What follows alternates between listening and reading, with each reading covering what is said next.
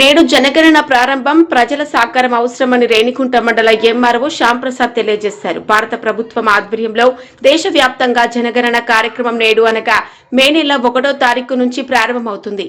కార్యక్రమంలో భాగంగా గణాధికారులు అధికారిక ఐడి కార్డుతో గృహాలను సందర్శించనున్నారు.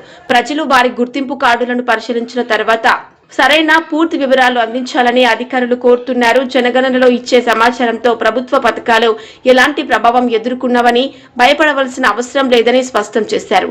అందించిన సమాచారం పూర్తిగా ఉంచబడుతుందని, అది కేవలం ప్రభుత్వ విధానాల రూపకల్పనకు మాత్రమే వినియోగించబడుతుందని తెలిపారు. ఈ సందర్భంగా MRO Shyamprasad, MPDO Ravichandra, CA Jayachandra, agriculture assistant G హరిత, వెల్ఫేర్ అసిస్టెంట్ వెంకటేష్ పాల్గొన్నారు. అధికారులు మాట్లాడుతూ జనగణన ప్రతి పౌరుడి బాధ్యత అని, ప్రజలు సహకరించి కార్యక్రమాన్ని విజయవంతం చేయాలని పిలుపునిచ్చారు.